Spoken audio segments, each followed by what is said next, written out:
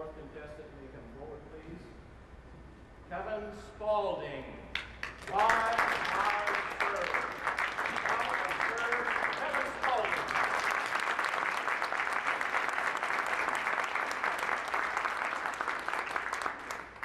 Attention to orders. I, Kevin Francis Spalding, do solemnly swear that I will support and defend the Constitution of the United States against all enemies, foreign and domestic. Contest Master, distinguished judges, fellow Toastmasters, and welcome guests. Monday, December 11th, 1978 was when I first took that oath. Any other veterans here? Great. I'll bet hearing that oath brought back some memories, maybe some chills. Now, if I were to ask you why you joined, I'm sure we'd share commonality or reasons with the other veterans we know. But each of us would have our own unique spin. For me, my motivation really evolved since I first took that oath when, of course, I wanted to serve my country, but I also really wanted to fly and I needed a job. Through the various times that I retook that oath, there was promotion I received. Most recently, I took it July 1st, 2002, when the Eagles of a Naval Reserve captain were placed on my collar. Although I no longer wear the uniform, I do still fit into them. For me, then, really the question is, why am I proud to have served? Follow me now as I answer that. Through my own eyes, through the eyes of my children, and through the eyes of a friend. Although I never actually served in combat, I can truly say I stood the watch. I was in the Indian Ocean when the American embassy hostages were being held in Tehran in 1980. I was in the Mediterranean Sea when over 200 U.S. Marines were blown up at Beirut, Lebanon in 1983.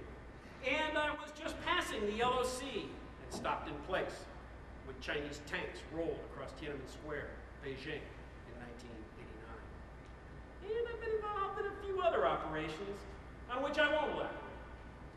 When I joined the Navy over 25 years ago, the Cold War was in full swing. It was us against the evil empire. The Berlin Wall divided a city, a nation, a world. Since then, the Berlin Wall and the evil empire have come down. But why have they come down? Gorbachev saw me coming? I really don't think so. I submit it was largely because of the millions of Americans, soldiers, sailors, airmen, and Marines who stood with me and before me to answer the call of freedom. Okay, we've all had a little apple pie. Now I'd like to answer the question why I served through smaller eyes.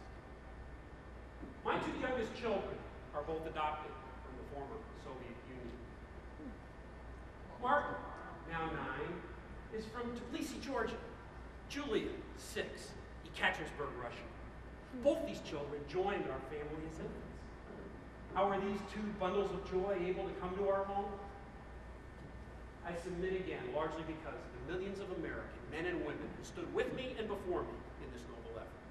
From the draftee that didn't run, the most motivated volunteer. And I just want to thank each for your part. On an even more heartwarming level, shortly after September 11th, 2001, I was sitting in my study one evening, having put the kids to bed.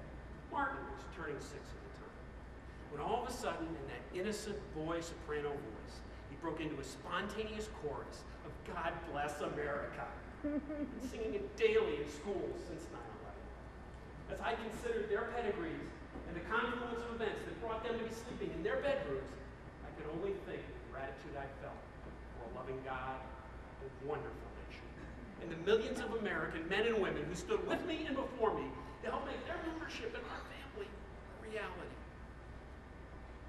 Now, beyond the personal and the family benefit, while I was in Tbilisi adopting Martin in January and February of '96, I had a translator. His name was Larry. Larry and I spent a couple hours together each day and kind of became friends. Larry was a few years older than I was and had been a Red Army political officer. Yet interestingly, he always spoke very highly of President Reagan. About a week after I got there, culminating, we were walking down a quiet street, and all of a sudden he stopped me. He turned to me and he says, "Kevin, we just want to thank President Reagan for bringing down communism." I was flustered, I didn't know what to say. President Bush was president of the Soviet No, you don't understand. President Reagan brought down communism and will give us our freedom. Thank you. I don't care what your politics are. Consider the source. A Red Army Politico officer, Larry would have been a sworn enemy of the United States and everything from which we stand. And the Politico officers were the ones who kept everyone else in ideological line. After I returned to the States, I shared that story in a letter to the Reagan Library. In response, I received a beautiful acknowledgement, gold raised presidential seal, and I sent it off to the last address I had for him. After a time, I got a phone call from him. I said, Larry, did you ever get that acknowledgement I sent you? Not only had he gotten it, he cherished it. He turned it into a family heirloom. Again, consider the source. Of course, President Reagan, nor any other American president, couldn't have accomplished this without millions of American soldiers, sailors, airmen, and Marines standing resolutely steadfast behind him. You're welcome, Larry.